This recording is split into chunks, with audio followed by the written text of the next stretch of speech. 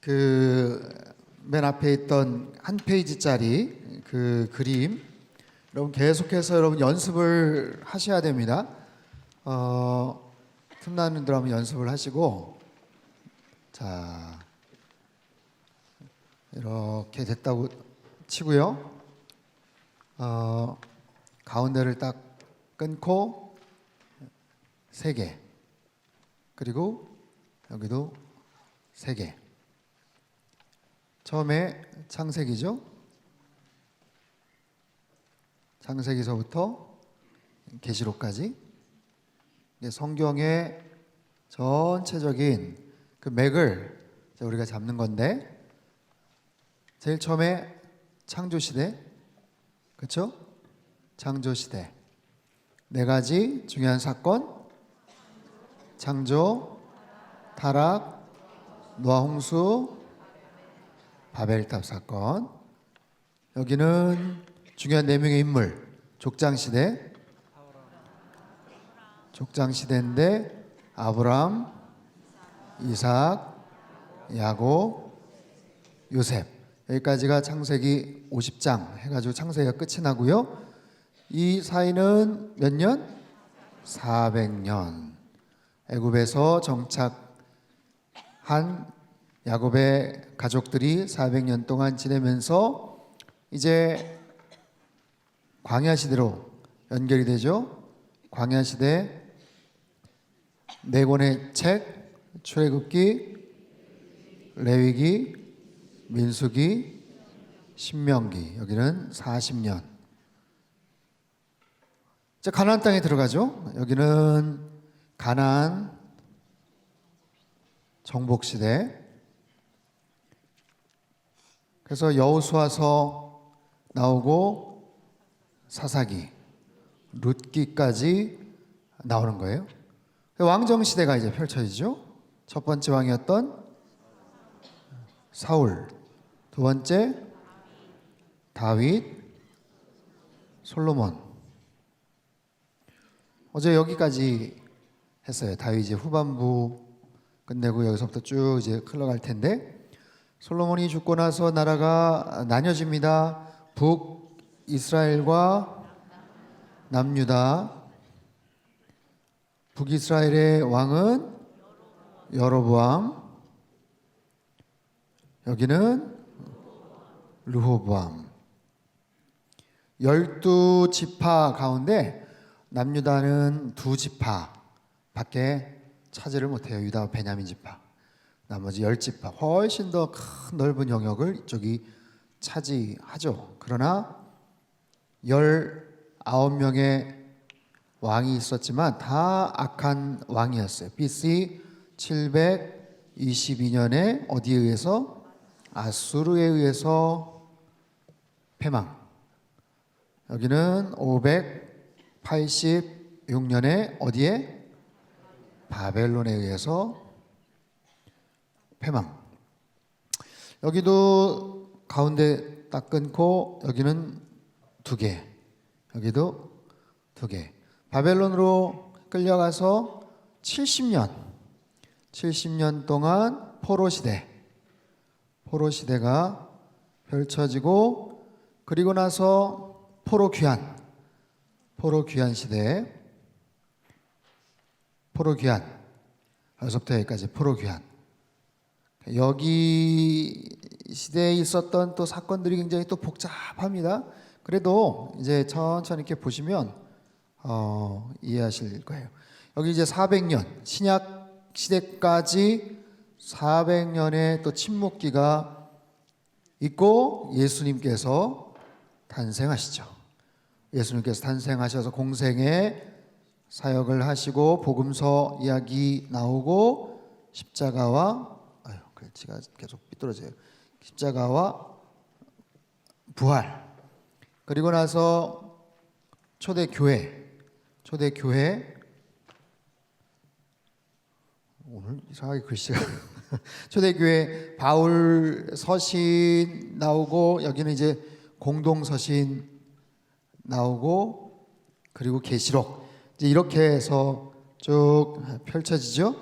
여러분 집에서 한 몇 번만 해보시면 이게 이해가 쭉 될 겁니다. 이거 잘 나중에 시험 볼 거예요. 네.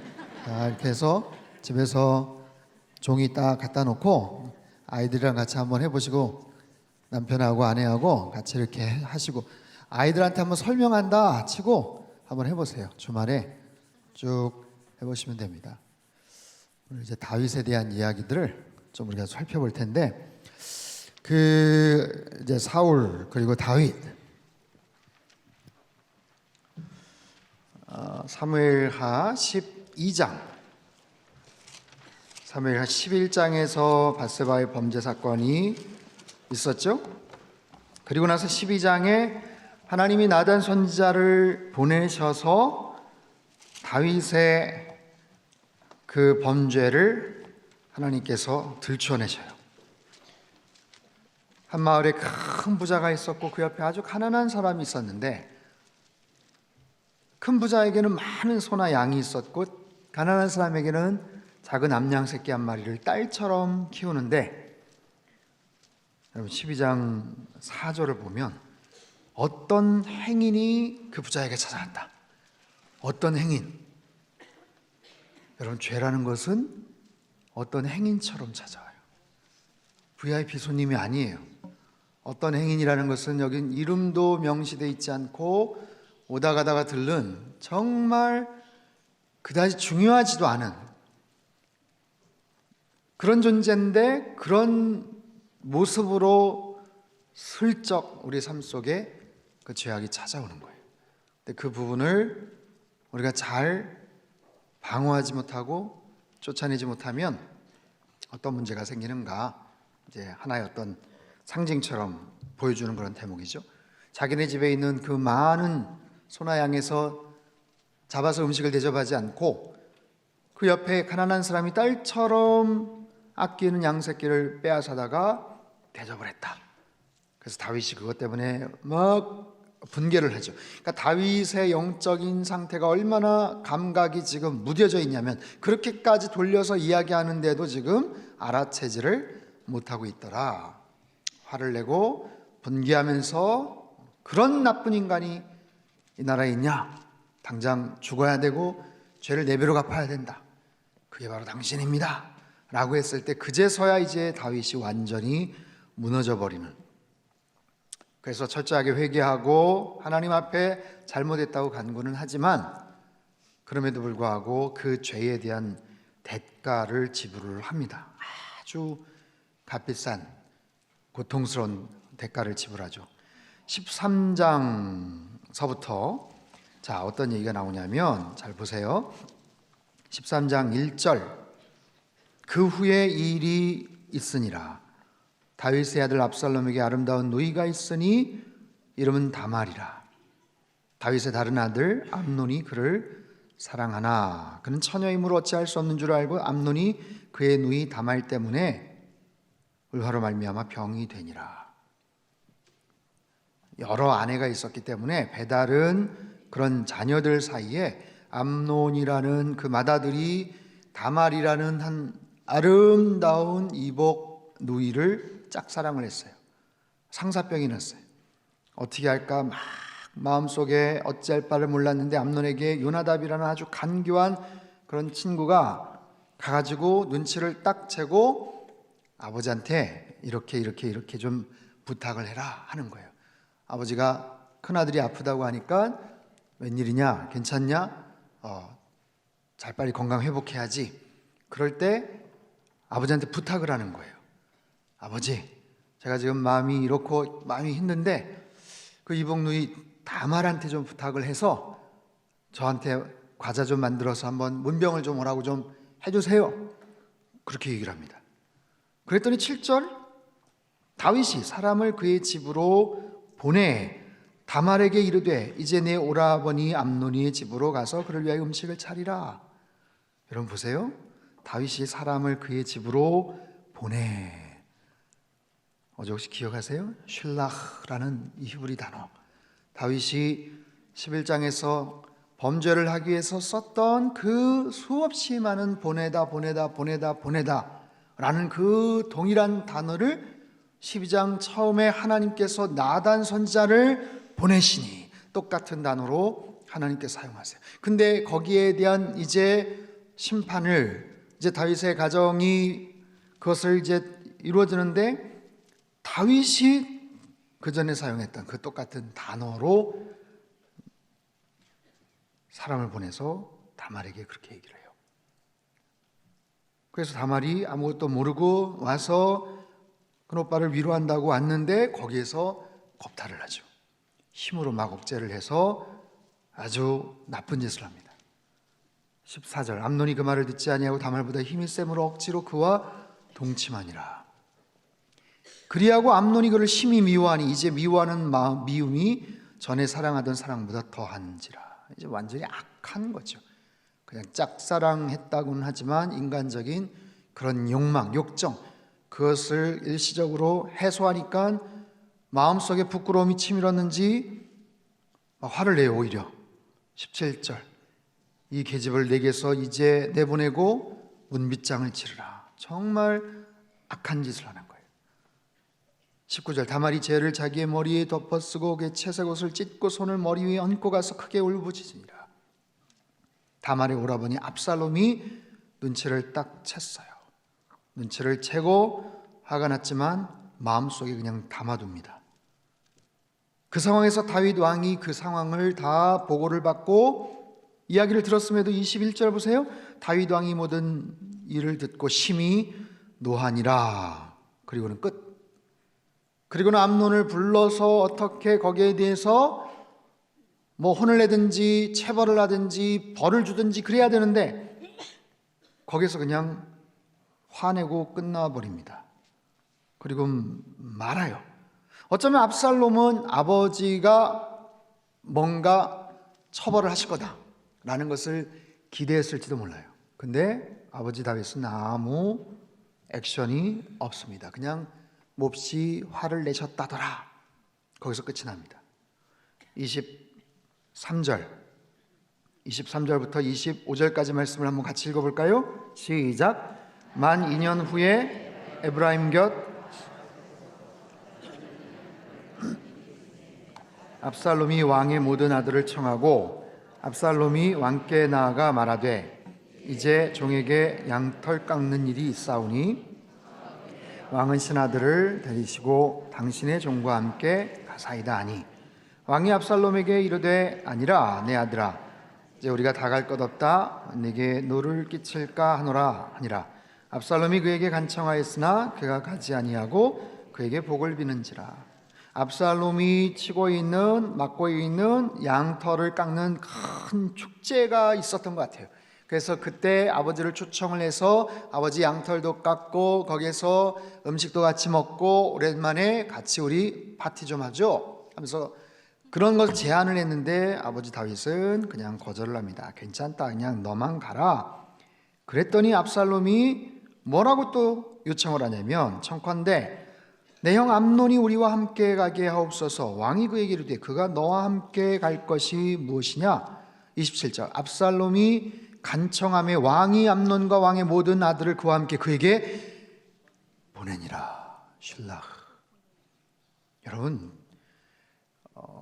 이 상황 다음에 무슨 일이 있었냐면 왕자들을 초청을 해서 아버지가 참석은 안 하지만 왕자들을 초청해서 양털을 깎고 거기에서 같이 뭐 우리로 말하면 어떤 김장? 마을 김장? 잔치? 그래서 열심히 일도 하고 뭐 그러지만 또 김장의 하이라이트는 뭐예요? 수육 탁 또 삶아가지고 이제 막 갓 담은 겉절이에다가 한번 이렇게 먹고 이제 뭐 그런 거죠. 여기도 나름대로 이제 그런 하나의 축제. 그래서 왕자들을 초청을 해서 오랜만에 뭐 형제들하고 같이 교제하고 그런 상황인데 그때 압살롬이 술을 먹이고 분위기를 띄우고 은밀한 상황 속에서 자기 부하들을 시켜서 자기가 사인을 주면 큰아들 암논, 큰형 암논을 죽이라고 작전을 짰다는 거예요. 그리고 실제로 그 신하들이 암논을 살해합니다. 다윗의 자녀들 사이에서 겁탈이 일어나고 그리고 살인이 벌어지게 된 거예요. 다윗이 밧세바를 거의 겁탈하다시피 나쁜 짓을 하고 그 남편 우리아를 살인 교사를 해서 죽인 것처럼 그 자녀들 사이에서 그런 흉악한 일이 벌어졌어요. 근데 놀랍게도 그 모든 것이 다윗의 허락하에서 일어났다는 사실을 우리는 기억해야 돼요. 다윗이 다 허락을 해요. 다윗이 보내니라. 다말을 그쪽으로 해서 과자 갖고 와서 오빠를 위로하라고 보내니라.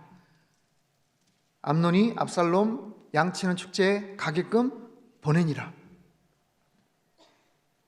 그래가지고 소문이 압살롬이 형제들을 다 죽였다더라 하는 막 소문이 파닥에 퍼지면서 다윗이 거의 기절초풍을 합니다. 근데 나중에 상황들을 쭉 정리하고 그게 아니라 오직 암논만 죽었습니다.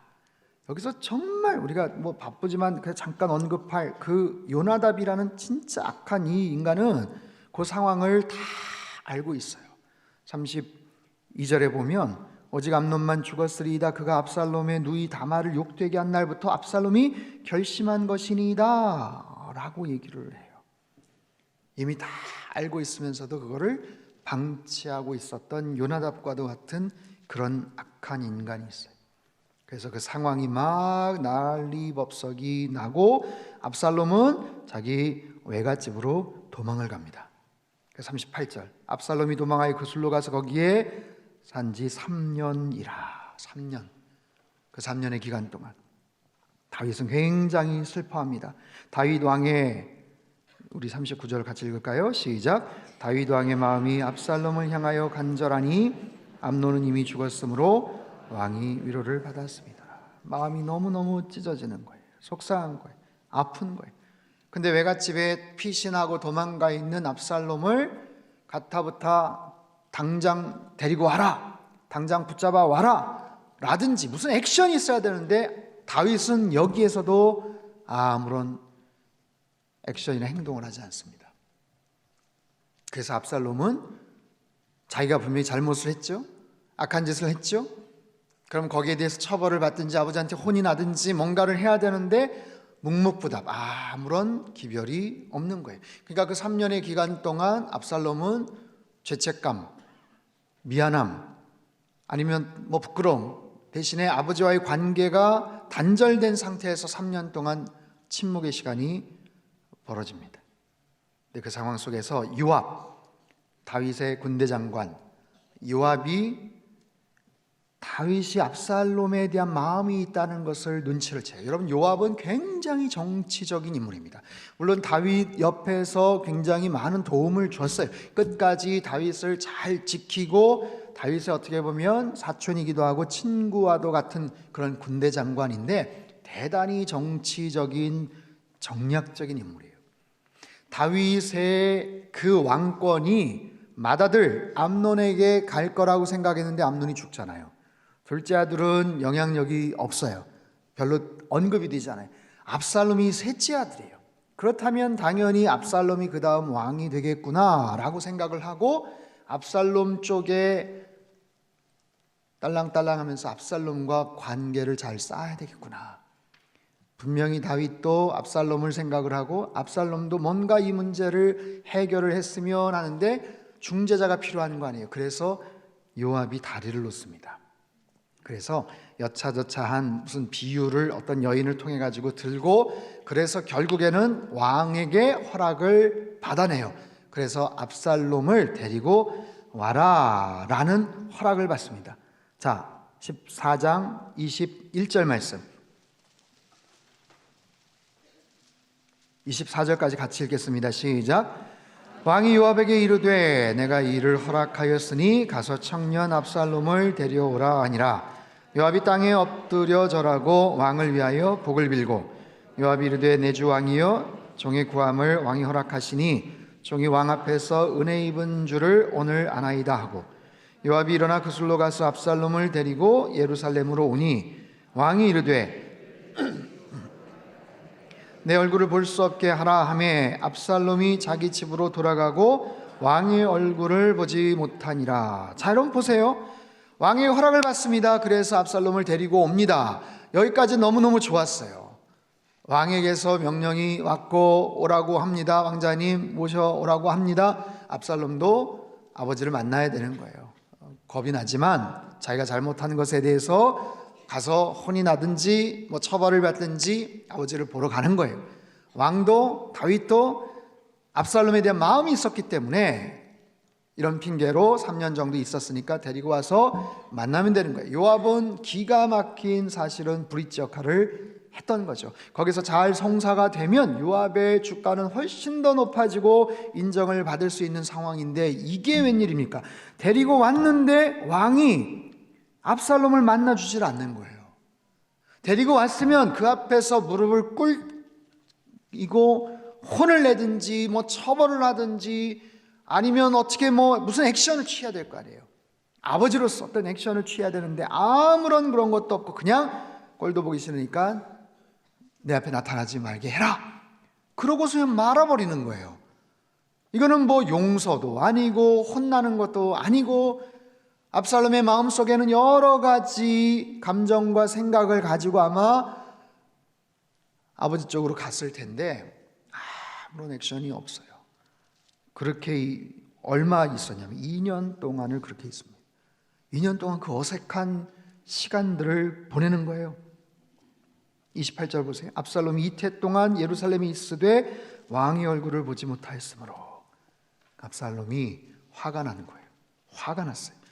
아버지에 대한 화가 났고 자기를 데리고 오라고 했던 요압에 대한 화가 났어요. 지금 뭐냐 이게. 나 데리고 왔으면 당신 끝까지 책임지고 어떻게 아버지하고 어떻게 뭐 이렇게 해야 되는 거 아니냐 해가지고 요압 장군한테 뭐 밭에 불을 지르고 하면 해가지고 이렇게 만나는 거예요. 근데 요압이 자꾸만 회피합니다. 압살롬을 회피해요. 만나려고 하지를 않아요.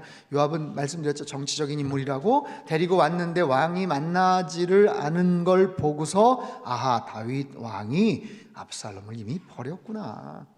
이미 마음속에서 버렸구나. 그럼 내가 굳이 압살롬에게 줄 쓸 필요가 없지라는 거예요.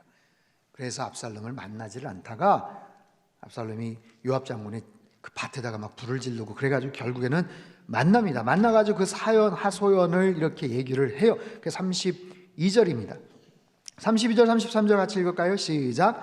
압살롬이 요압에게 대답하되 내가 일찍이 사람을 내게 보내 너를 이리로 오라고 청한 것은 내가 너를 왕께 보내 아뢰게 하기를 어찌하여 내가 그 술에서 돌아오게 되었나이까.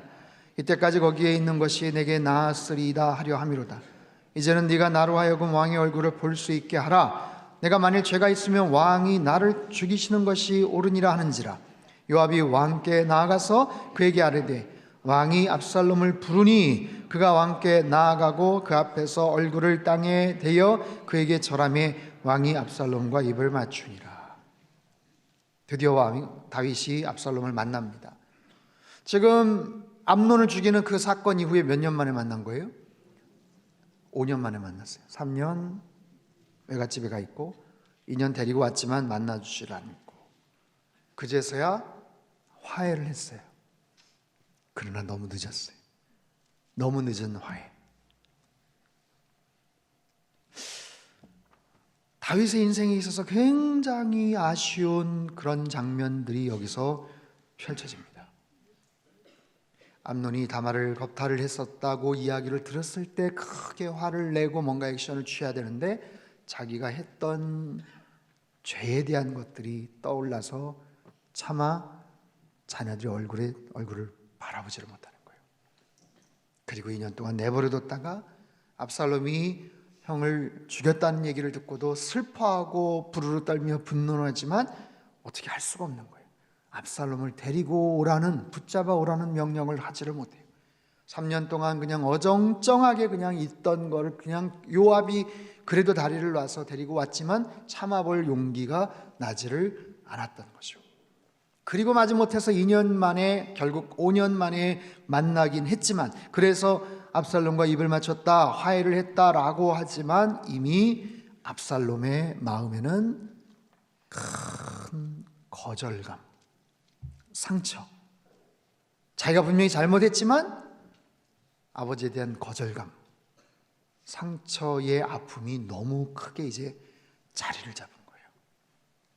차라리 아버지한테 따귀를 맞고 혼이 나고 다리몽둥이가 정말 부러질 정도 그렇게 혼이 나더라도 그런 부분에서 그렇게 관계를 빨리 풀었어야 되는데 그러지를 못합니다. 그 후에 압살롬이 준비를 합니다. 15장. 그 후에 압살롬이 자기를 위하여 병거와 말들을 준비하고 호위병 50명을 그 앞에 세우니라. 압살롬이 일찍이 일어나 일찍부터 일어나서 성내에 찾아와 왕에게 재판을 청하러 송사가 있어서 재판을 청하러 오는 사람들을 가서 일일이 찾아가서 위로하고 이야기도 들어주고 마음을 막 뺐습니다. 사람들의 마음을 환심을 막 사기 시작합니다. 4년 동안 그 일을 해요. 4년 동안 그런 준비를 합니다.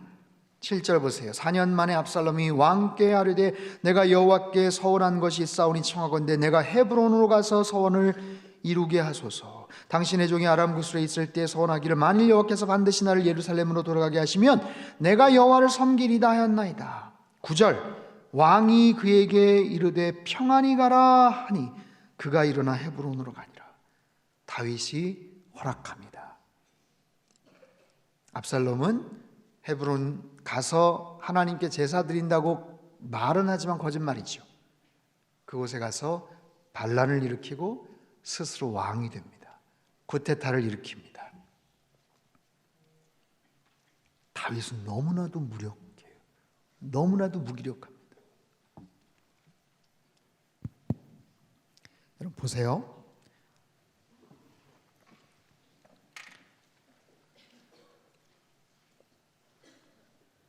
이게 다윗의 인생 가운데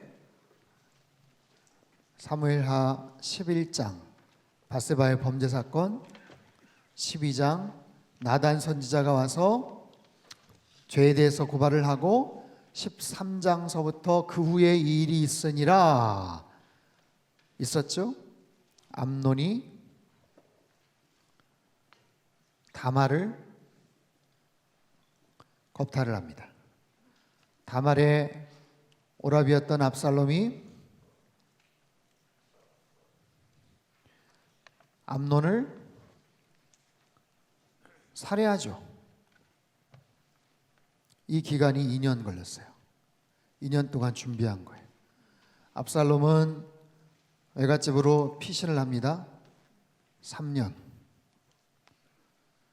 예루살렘으로 와요. 와서 있지만 아버지가 만나주지를 않아요.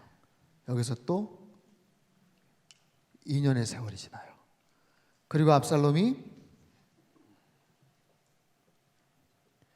헤브론으로 가서 스스로 왕이 되는 그 준비 기간이 4년. 도합 몇 년이에요? 4년, 2년, 3년, 2년. 몇 년이에요? 11년이라는 시간이 흐르는데 그 기간 동안 다윗이 한 것은 뭐죠? 다윗의 행적, 다윗이 한 일이 성경에 뭐가 기록되어 있어요? 다윗이 한 것이 거의 없습니다. 그죠? 거의 없어요. 암논이 다말을 겁탈하는 데 있어서 다윗이 허락을 합니다. 압살롬이 암논을 죽이려고 할 때 다윗이 허락을 합니다. 도망갑니다. 도망갔던 압살롬 오라고 이야기는 합니다. 하지만 2년 동안 만나주지를 않습니다. 압살롬이 아버지한테 거짓말하고 헤브론에 가서 자기가 하나님께 제사 드리겠다고 허락을 요청받는데 다윗이 허락해 줍니다. 이 11년의 시간 동안 다윗은 너무나도 무기력한 거예요.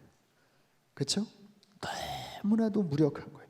다윗의 인생에 있어서 그때 무슨 전쟁을 나가서 뭘 승리를 했다 아니면 뭘 어떤 일이 있었다 전혀 없어요.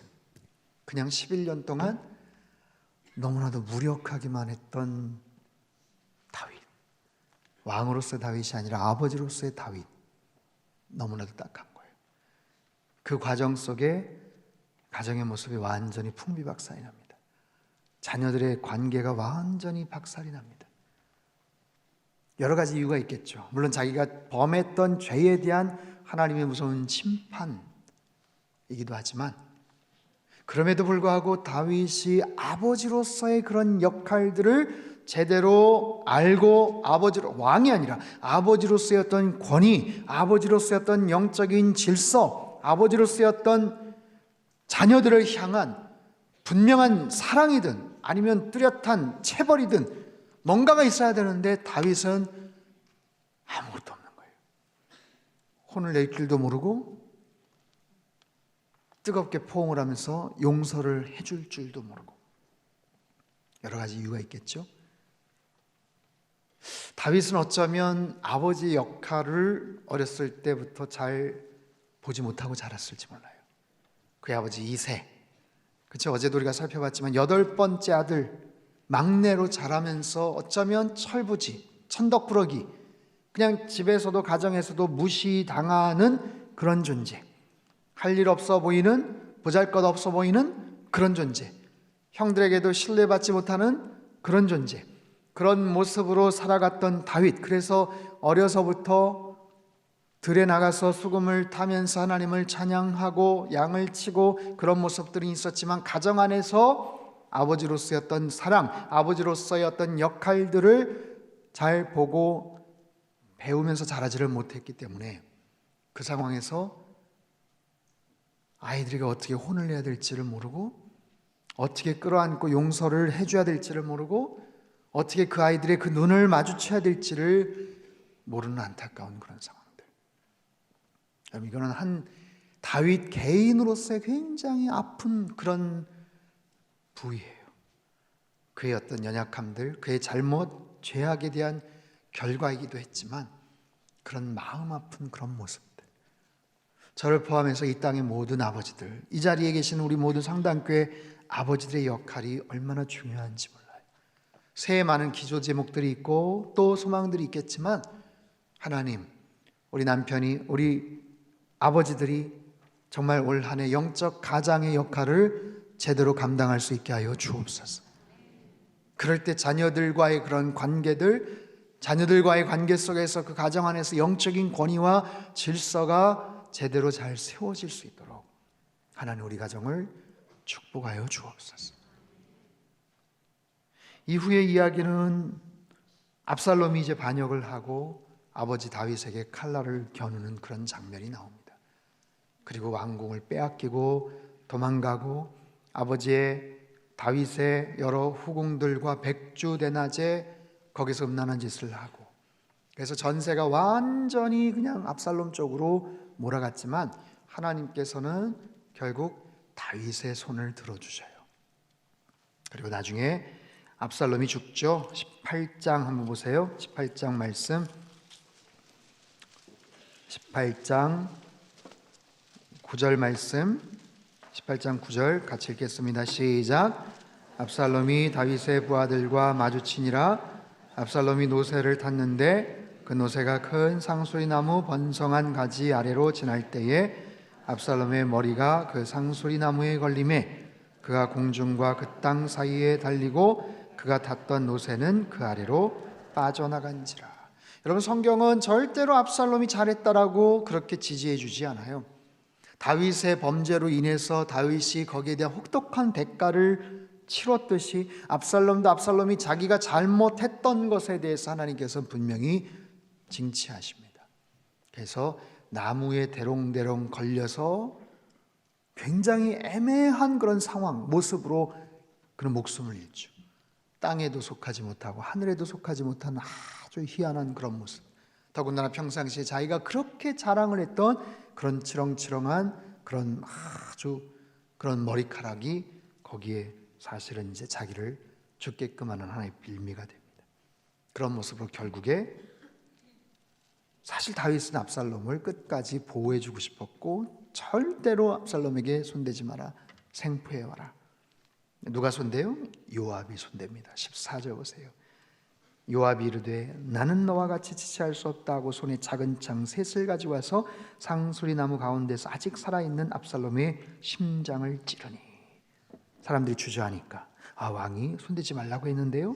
그러니까 요압이 자기가 나서서 먼저 압살롬을 죽여요. 요압은 굉장히 정치적인 악한 그런 인물입니다. 자, 사무엘 하의 중요한 이야기.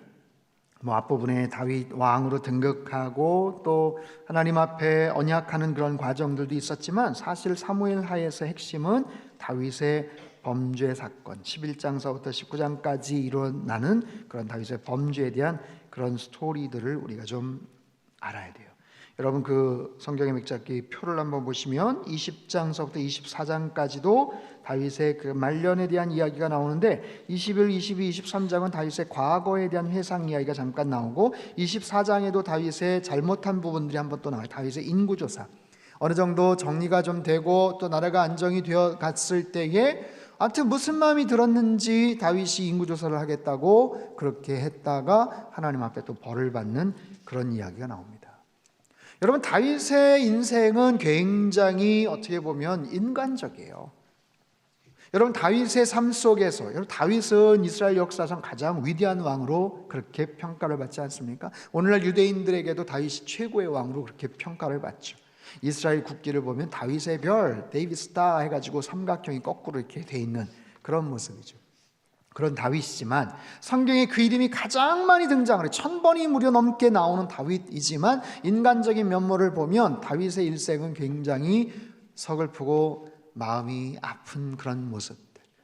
아버지한테도 인정받지 못했고, 형들과의 관계도 그렇게 썩 수월하지 못했고, 결혼을 했다고는 하지만 장인이었던 사울에게 그렇게 추격을 평생 당했고, 여러 명의 아내가 있었지만 마음을 이렇게 떡 두는 그런 아내가 없었어요. 미갈과 그래도 좀 좋은 관계가 있었는데 미갈이 그렇게 빈정거리고 뭐라고 해가지고 그 후에 미갈에게 아이가 없었더라, 이제 그런 얘기도 나오잖아요. 그러니까 아내에게도 인정받지 못하고 누구에게 마음을 좀 둘 수 있는 그런 존재가 없었어요. 자녀들과의 관계는 더더욱 엉망이고, 그래서 인간적인 모습을 볼 때는 참 다윗의 삶이 굉장히 측은하고 불쌍합니다. 그게 잘한 것도 있지만 정말 악하고 잘못된 그런 부분도 있죠. 그런데 하나님께서는 다윗의 인생을 어떻게 평가하실까요? 여러분, 사무엘하 그 표에다가 밑에다가 하나 써두세요. 다윗의 평가. 열왕기상 15장 5절 그렇게 써두시고, 열왕기상 15장 5절 그리고 열왕기상 15장 5절을 한번 펴보셔요. 열왕기상 15장 5절, 하나님이 다윗의 삶을 어떻게 판단하시고 평가하실까 보면, 열왕기상 15장 5절 같이 한번 읽겠습니다. 시작. 이는 다윗이 햇사람 우리아의 일 외에는 평생에 여호와 보시기에 정직하게 행하고 자기에게 명령하신 모든 일을 어기지 아니하였음이라.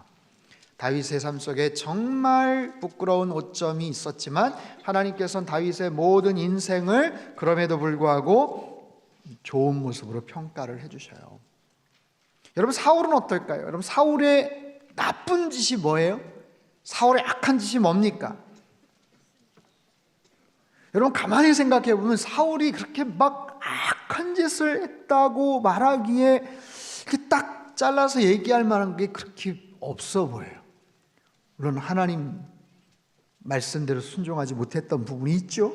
사무엘 오기 전에 자기가 제사를 드렸고 하나님이 명하셨던 그런 부분들을 순종하지 않았던 거 분명히 있죠. 그럼에도 불구하고 사울 왕의 모습들을 가만히 보면 그 마음속에 인간적인 분노와 시기 질투가 있었기 때문에 그렇긴 하지만, 그럼에도 불구하고 다윗처럼 오히려 다윗과 같은 그런 악행이 그렇게 드러나지는 않아 보이는데, 그럼에도 불구하고 하나님은 사울을 인정하지 않으십니다. 한 사람에 대한 평가는요, 종합적으로 봐야 되고 하나님의 관점으로 봐야 되는 것 같아요. 결국에 하나님께서는 다윗의 그런 허물, 인구조사를 통해서도 결국엔 굉장히 혼이 나고 다윗이 자책을 하지만, 하나님께서 전체적인 종합적인 모습으로 다윗의 삶에 대해서 참 인정하시는 모습들을 보면 우리가 또 어떤 모습으로 살아가야 될 것인가 하는 것들을 또 여기서 눈여겨보죠. 자, 열왕기상으로 넘어가겠습니다. 열왕기상에 보시면, 열왕기상, 오늘 열왕기하까지 갈 수 있을까 모르겠는데, 열왕기상에서 사실은 1장서부터 22장까지가 쭉 놓여져 있죠. 사실 사무엘하까지만 이렇게 스토리를 줄줄줄줄 이렇게 같이 따라와도 여기까지 좀 괜찮아요. 그냥 뭐 이해하기 쉽고 또 어렸을 때부터 들었던 얘기고 또 다윗에 대한 또 친근한 얘기이기 때문에. 그런데 사실 열왕기상부터 슬쩍 좀 부담이 되죠. 근데 이제 솔로몬 얘기가 나오니까 보세요. 22장까지 있지만 솔로몬의 타락, 죽음, 솔로몬의 죽음 11장에 나오네요. 딱 절반 11장. 그리고 솔로몬이 죽으니까 당연히 자연스럽게 왕국이 분열되겠죠. 그래서 12장 이하부터는 이제 왕국이 분열되는 이야기가 나와요. 왕국이 분열되고 수없이 많은 사건들이 나오고 왕들이 나온다고는 하지만, 여러 왕들이 등장을 하지만 거기에 핵심적인 메인 주연급 되는 사람들이 있어요. 여러분 영화도 마찬가지죠. 뭐 SF 영화도 마찬가지고 무슨 액션 무비나 이런 데도 보면은 뭐 주연급들, 무슨 멜로나 아니면 무슨 코믹 이런 데서 몇몇 배우들 중심으로 스토리가 이어지는 거 말고 굉장히 다양한, 어벤져스도 마찬가지고 뭐 다양한 그런 주연급들 배우들이 많이 등장을 하지만 그 중에서 특별히 중요한 스토리를 이끌어가는 메인 주연급 배우들이 있는 것처럼 열왕기 하의 모습도 사실은 마찬가지예요. 1장서부터 11장까지는 솔로몬에 대한 이야기가 쭉 나옵니다. 솔로몬에 대한 이야기. 다윗이 언제 죽습니까? 2장에 죽어요. 2장에 죽고 다윗의 말년에 아도니아라는 다윗의 아들이 반란을 일으키는 이야기가 또 나와요. 사실은 다윗이 솔로몬에게 왕위를 주겠다라고 마음을 먹었는데 아도니아가 반란을 일으키고 거기에 주도했던 세력이 요압이라는 그 장군. 요압은 이때 나이가 분명히 다윗만큼 많았을 텐데도 불구하고 마지막까지 굉장히 권력 지향적인 그런 모습들을 보이게 됩니다. 그러다 결국에는 솔로몬에 의해서 나중에 이제 숙청을 당하는 얘기가 나와요. 2장 다윗의 죽음, 다윗이 유언을 남깁니다. 솔로몬의 숙청. 왜냐하면 솔로몬이 10번째 아들이었나, 아무튼 나이나 아니면 순서상으로는 솔로몬이 절대로 왕이 될 수 없는 그런 위치입니다. 나이도 굉장히 어렸을 거예요. 그렇기 때문에 다윗이 죽기 전에 요 주인물 몇몇을 꼽아서 저들을 숙청하고 저들을 내버려 두면 안 된다, 너가 왕위를 제대로 세워나가기 힘들 거야 했을 때 요압, 아도니아, 아비아달, 시므이 이런 사람들 다 정리를 합니다. 그리고 나서 이제 왕이 되었을 때 솔로몬이 사실 두렵고 떨리는 마음이 있었죠. 경험도 일천하고 나이도 그렇고 여러 가지 분위기나 상황 속에서 볼 때 자기를 지지해주는 사람들보다는 잘할 수 있을까? 이거 불안한데 뭐 이런 분위기 속에서 왕이 되었거든요. 그럼에도 불구하고 솔로몬이 처음에 잘 스타트를 끊었던 거는 열왕기상 3장을 한번 보세요. 열왕기상 3장에 보면 4절서부터 6절까지 말씀을 같이 한번 읽겠습니다. 시작. 이에 왕이 제사로 기브온으로 가니 거기는 산당이 큼이라 솔로몬이 그 제단에 1000번제를 드렸더니 기브온에서 밤에 여호와께서 솔로몬의 꿈에 나타나시니라. 하나님이 이르시되 내가 네게 무엇을 줄꼬 너는 구하라. 솔로몬이 이르되 주의 종 내 아버지 다윗이 성실과 공의와 정직한 마음으로 주와 함께 주 앞에서 행함으로 주께서 그에게 큰 은혜를 베푸셨고 주께서 또 그를 위하여 이 큰 은혜를 항상 주사 오늘과 같이 그의 자리에 앉을 아들을 그에게 주셨나이다. 나의 하나님 여호와여 주께서 종으로 종의 아버지 다윗을 대신하여 왕이 되게 하셨사오나 종은 작은 아이라 출입할 줄을 알지 못하고 주께서 택하신 백성 가운데 있나이다. 그들은 큰 백성이라 수요가 많아 셀 수도 없고 기록할 수도 없사오니 누가 주의 이 많은 백성을 재판할 수 있사오리까? 듣는 마음을 종에게 주사 주의 백성을 재판하여 선악을 분별하게 하옵소서. 10절 솔로몬이 이것을 구하며 그 말씀이 주의 마음에 든지라. 기브온산당에서 큰 제사를 하나님 앞에 드립니다. 1000번째 1000마리나 되는 많은 제물을 바치면서 하나님 앞에 최선의 모습으로 예배를 드려요. 제사를 드려요. 그 제사에 하나님이 탄복하십니다. 하나님께서 기뻐하십니다. 마음이 흡족하셨어요. 야, 내 마음이 참 기쁜데 너 소원이 뭐니? 내가 들어줄게. 절호의 찬스 아닙니까? 근데 솔로몬이 정말 낮은 자세로 주여 저는 작은 아이입니다. 이 많은 백성, 이 귀한 백성을 내가 어떻게 잘 이끌어갈 수 있겠습니까? 저에게 듣는 귀를 주시고 좋은 판단의 능력을 허락해 주셔서 잘 재판할 수 있게 해주셔서 선악을 분별하게 해 주십시오. 하나님이 두 번째 감동을 받으세요. 제사 자체에 감동을 받으시고 솔로몬의 그 선하고 착한 마음에 감동을 받으셔서 너무너무 흐뭇하셨어요. 너무너무 기분이 좋으셔서 우리가 아는 것처럼 네가 구하는 거 내가 줄게, 책임질게. 앞으로 전무후무, 이전에도 이후에도 너와 같이 지혜로운 사람이 없을 거야. 그리고 네가 구하지 않은 것도 내가 다 줄 거야. 하나님이 말씀하세요. 여러분, 솔로몬은 진짜 수지 맞은 사람이에요. 한 번의 제사를 잘 드릴 때 이런 놀라운 축복이 있더라고요. 여러분, 그 한 번의 제사, 하나님의 마음을 감동시킬 수 있는 단 한 번의 예배, 그래서 예배자의 모습으로 하나님 앞에 나아가는 것이 얼마나 중요한지 몰라요. 사울은 여러 번의 제사를 드렸다고는 하지만 처음 쌓은 단이었더라. 하나님께서 기억하시죠. 하나님 앞에 온전한 마음을 가지고 예배를 드렸을 때, 제사를 드렸을 때 하나님께서 너무너무 감동을 하세요.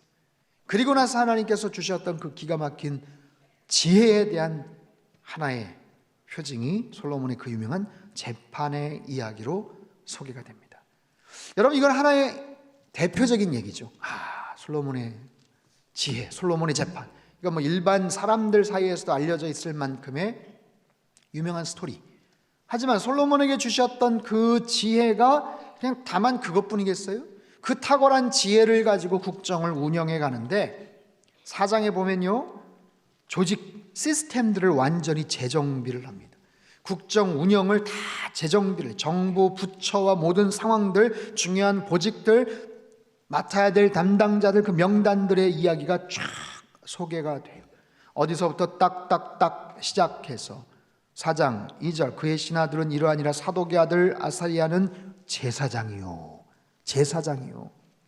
예배에 가장 중시한다라는 하나의 표징이죠. 그러면서 군사령관, 제사장, 왕의 감독관 쭉 나오는데 그 조직 부처를 중앙행정부 중심으로 세팅을 하는 거예요. 과거에는 뭐예요? 지방 분권, 각 지파별로 막 흩어졌었던 그런 지방 그 영향력들을 가급적 축소를 시킵니다.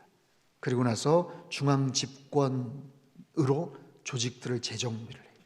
그래서 세금들을 더 많이 걷어낼 수 있게끔 하고, 그리고 전체적인 것들을 관리하기 쉬운 모습으로 그렇게 해요. 이때가 뭐 경황이 없었고 막 그랬기 때문에 그것도 아주 상당히 일리가 있는 이야기인 것 같아 해서 굉장히 납득할 수 있는 합리적인 상황에서 조직을 쫙 재편을 합니다.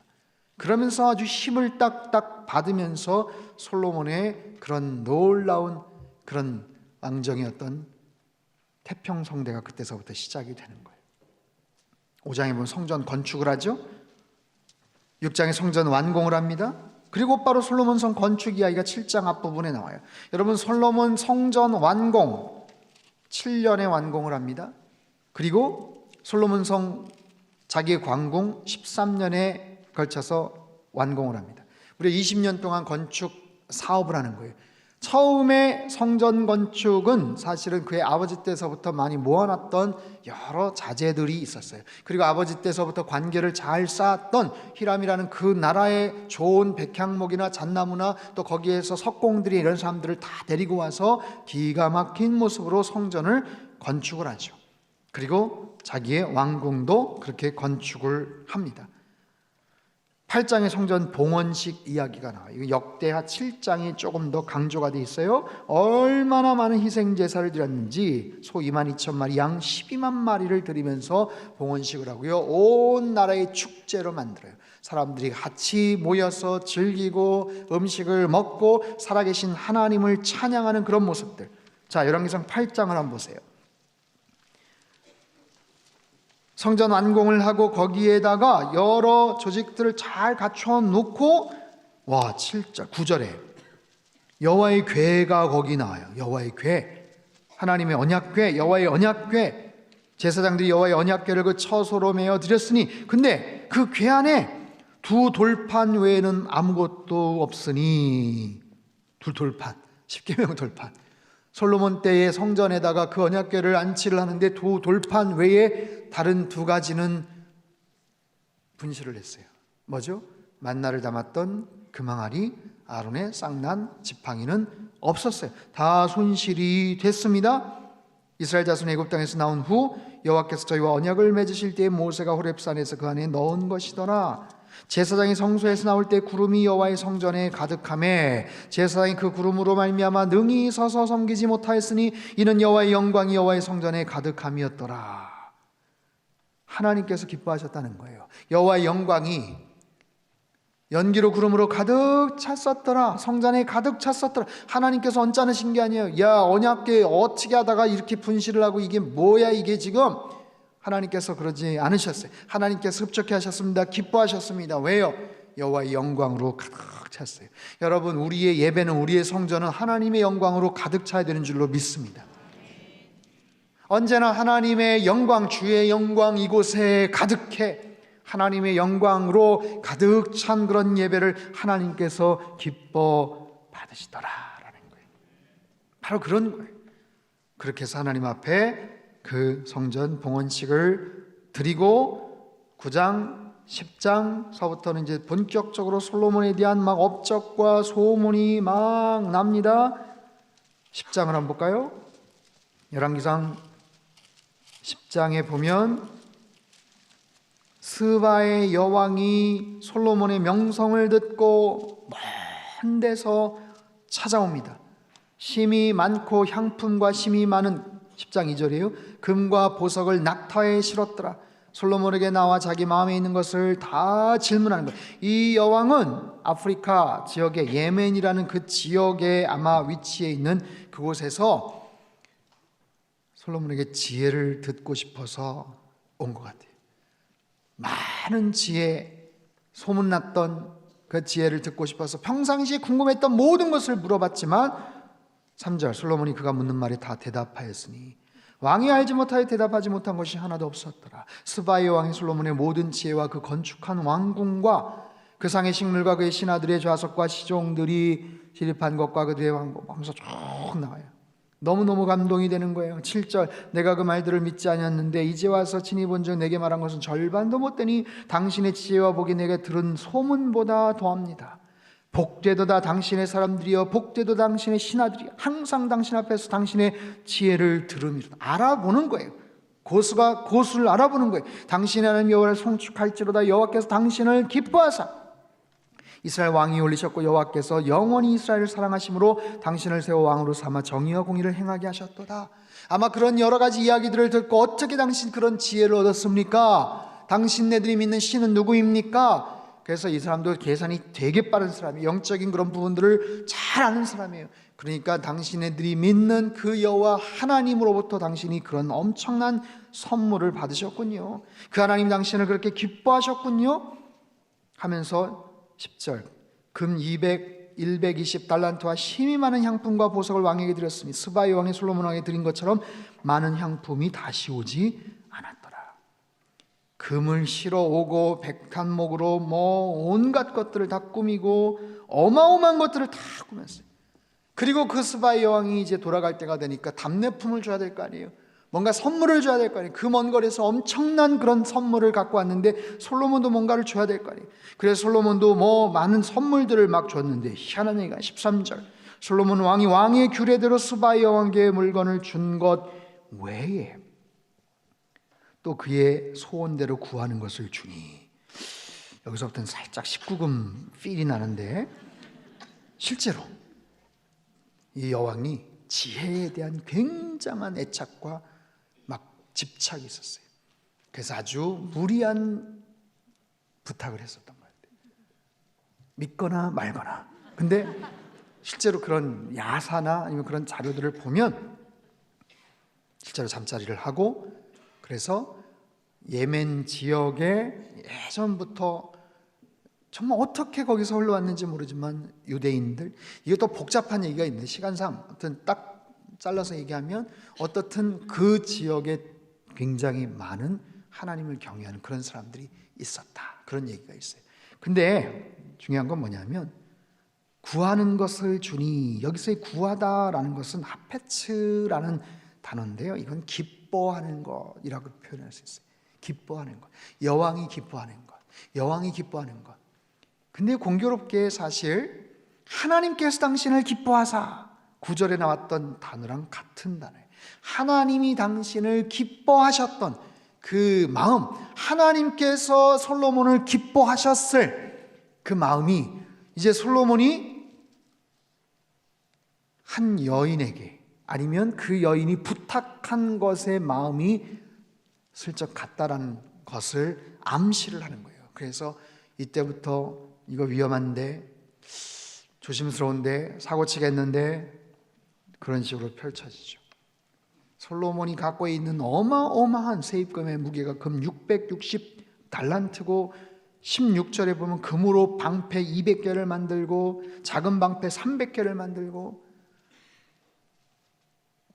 18절 왕이 또 상하로 큰 보좌를 만들고 정금으로 입혔고, 자기가 앉는 보좌를 코끼리 상하로 만들었어요. 거기다 금을 또 입혔어.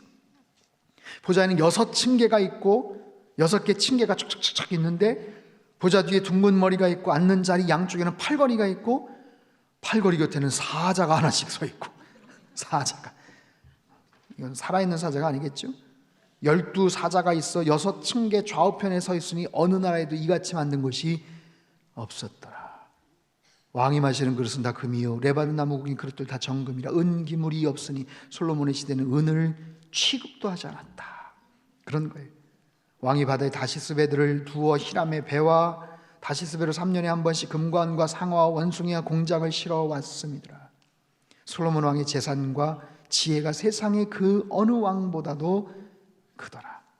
26절 솔로몬이 병거와 마병을 모음에 병거가 1400대요 마병이 12,000명이라. 병거성에도 두고 예루살렘 왕에게 두었으며, 왕이 예루살렘에서 은을 돌같이 흔하게 하고 백향목을 평지에 뽕나무같이 많게 했으며, 어마어마한 사치와 향락을 누립니다. 처음에는 하나님이 복 주셔서 그런가 보다 라고 했는데, 솔로몬의 마음이 점차적으로 빼앗기기 시작해요. 거기에 마음을 빼앗깁니다.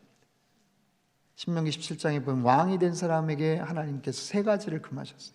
왕이 된 자들은 3가지를 금해라. 많은 금을 욕심내지 마라. 그리고 말들, 병거들을 많이 두지 마라. 그리고 많은 아내를 두지 마라. 근데 솔로몬은 청개구리 철부지 아들처럼 그 3가지를 그대로 어깁니다. 어마어마하게 많은 금과 재산들을 모았고, 많은 병거들을 수입을 했고, 무려 1,000명 가까운 부인들을 뒀어요. 다 정략적인. 그래서 더 자기의 지경을 넓히고 싶어서. 그러다 보니까 점차적으로, 여러분 그 당시 애굽의 바로의 딸을 첩으로 삼을 정도니까 어마어마한 거예요. 여러분 애굽이 어떤 애굽입니까? 요셉 시대, 그 아브라함 시대 그 이후에 애굽은 그 근동 아시아 지역에서는 최고의 정말 권력이고 어마어마한 사실. 그러니까 그냥 제국이라는 이름을 최초로 붙인 게 아수르 제국, 바벨론 제국, 페르시아 제국, 나라가 아니에요. 제국이. 처음으로 제국이라고 언급된 게 사실은 애굽이거든요. 근데 얼마나 그 위세가 대단했냐면, 애굽의 그 제국의 그 황제 바로의 딸을 그냥 첩으로 들 정도로 어마어마했던 거예요.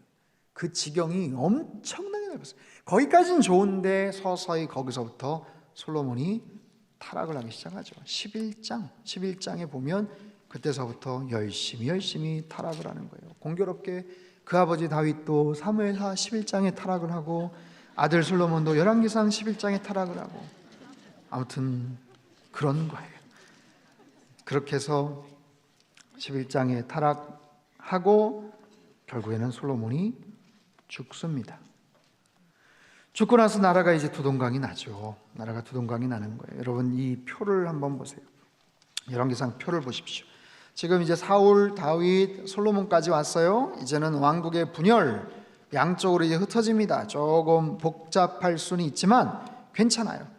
북이스라엘과 남유다, 거기서 잘 했으면 좋았는데 르호보암이라는 솔로몬의 아들이 고집 불통이었고 소통을 잘 못했고, 자기 선대 왕 솔로몬 때 긍정적인 부분도 있었지만 말년에 부정적인 것들도 너무 많았고요. 그리고 성전을 7년, 왕궁을 13년, 20년 동안을 공사를 하다 보니까 어마어마하게 많은 사람들이 차출이 되고 와서 노동을 하고 그러다 보니까 너무너무 스트레스와 피로감이 쌓인 거예요. 너무너무 힘든 거예요. 너무너무 힘든 거예요. 그래서 그런 부분에 대해서 조금만 배려해 주십시오, 좀 풀어 주십시오 그랬는데 자기를 얕보는 줄 알고, 그리고 그런 여러 젊은 대신들하고 같이 짝짝꿍이 되어서 그들의 말을 듣고 더 혹독하게 가다가 그만 문제가 생기는 거예요. 그래서 여로보암이라는 전체 감독 관리 대장이었던 그 사람 중심으로 해서 나라가 그냥 두동강이 나버립니다. 그래서 북쪽 10지파, 남쪽 유다와 베냐민 지파 중심으로 해서 이렇게 흩어져 버리는 거예요. 말씀드렸죠? 정치, 경제, 사회, 문화 이런 모든 것들이 다 두동강이 나버리는 상황이지만 뭐가? 성전이 남유다 쪽에 있었기 때문에 북왕국을 처음에 시작을 했던 여로보암 입장에서는 고민이 되는 거예요. 이 문제를 어떻게 해결해 줄까? 그러다가 단과 베델이라는 곳에 금송아지 산당을 만들어 놓고 우상 숭배를 시키면서 그 왕조를 출발시키는 여로보암. 여러분, 여로보암의 죄는 계속해서 나옵니다. 여로보암의 길을 따랐더라, 여로보암의 죄를 따랐더라. 도대체 그 여로보암이 어떤 죄를 졌는가? 12장 25절 확인을 좀 해야죠.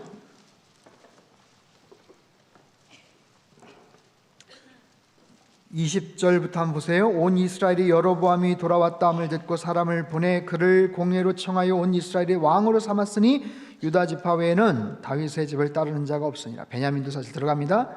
자, 25절서부터 한 절씩 끝까지 한번 읽어볼게요. 제가 먼저 25절 읽겠습니다. 여로보암이 에브라임 산지에 세겜을 건축하고 거기서 살며 또 거기서 나가서 분회를 건축하고 다윗의 집으로 돌아가리로다. 만일 이 백성이 예루살렘에 있는 여호와의 성전에 제사를 드리고자 하여 올라가면 이 백성의 마음이 유다 왕 된 그들의 주 르호보암에게로 돌아가서 나를 죽이고 유다의 왕 르호보암에게로 돌아가리로다 하고, 너희가 다시는 예루살렘에 올라갈 것이 없도다. 이스라엘아, 이는 너희를 애굽 땅에서 인도하여 올린 너희의 신들이라 하고, 하나는 베델에 두고 하나는 단에 둔지라. 죄가 되었으니 이는 백성들이 단까지 가서 그 하나에게 경배함이더라. 그가 또 산당들을 짓고 레위 자손 아닌 보통 백성으로 제사장을 삼고 절기를 정하여 유다의 절기와 비슷하게 하고 제단에 올라가되 베델에서 그와 같이 행하여 그가 만든 송아지에게 제사를 드렸으며 그가 지은 산당의 제사장을 베델에서 세웠더라. 같이 읽죠. 그가 자기 마음대로 정한 달 곧 8째 날 15째 날로 이스라엘 자손을 위하여 절기로 정하고 베델에 쌓은 제단에 올라가서 분향하였더라. 나라가 나뉘어졌지만 사람들이 혹시 제사 드리러 여호와의 성전에 찾아가게 되면 그 마음이 유다의 르호보암에게 돌아가면 어떻게 되나, 안 되겠다 싶어서 두 금송아지를 만들어서 단과 베델, 북이스라엘 맨 위쪽, 그리고 남쪽과 경계가 있는 그쪽에 금송아지 산당을 만들어서 거기에다가 우상 숭배를 하는 거예요. 절을 하게끔 만드는 거예요. 이 일이 죄가 되었으니 죄가 되었다, 죄를 짓게 만들었다라는 거예요. 그리고 레위 자손이 아닌 보통 백성으로 제사장을 지가 그냥 삼아버립니다. 평범한 사람들을. 그리고 절기 날짜도 자기 원하는 대로 그냥 해버려요. 여로보암의 가장 큰 죄의 근원이 뭔지 아세요? 그가 자기 마음대로 했다라는 거예요. 자기 마음대로 했다. 마음에 스스로 이루기를 했다.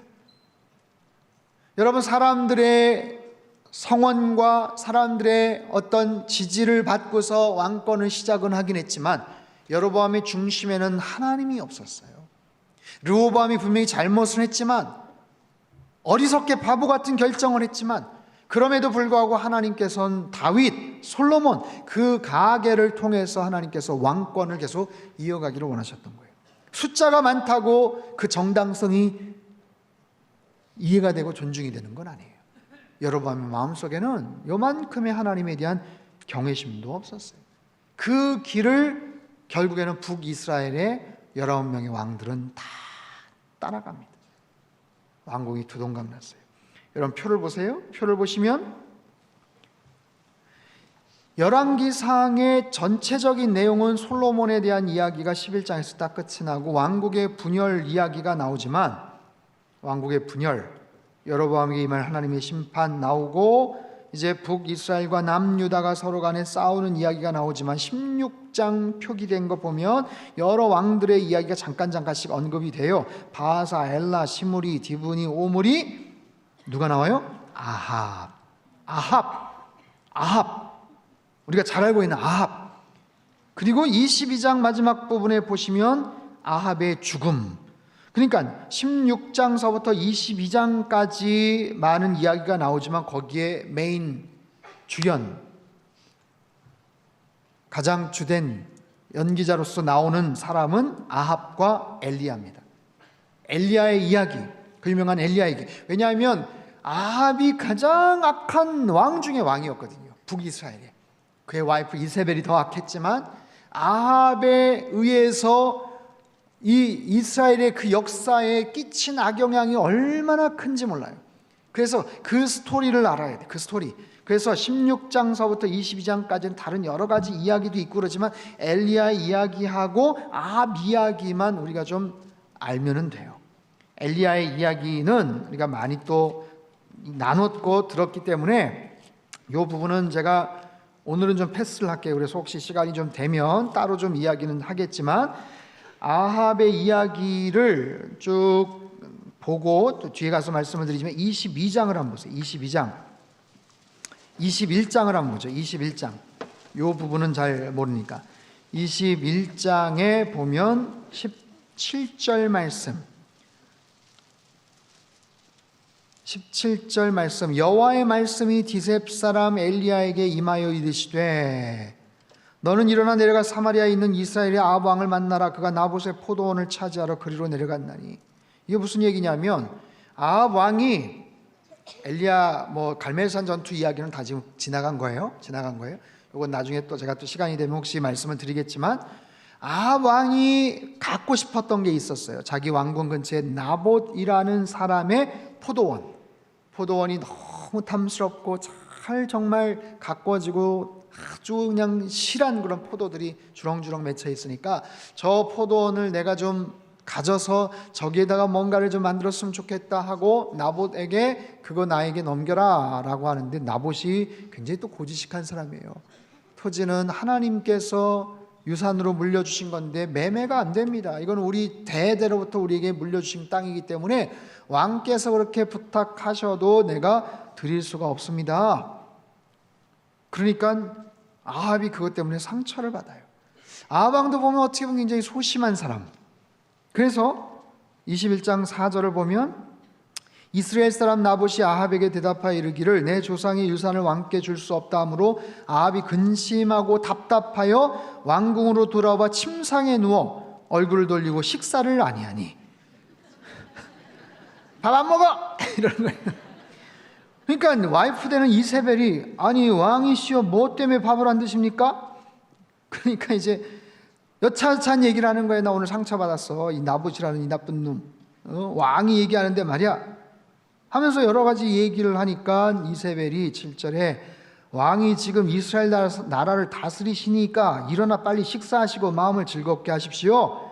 내가 나봇의 포도원을 왕께 드리겠습니다. 이세벨이 진짜 악한 사람이거든요.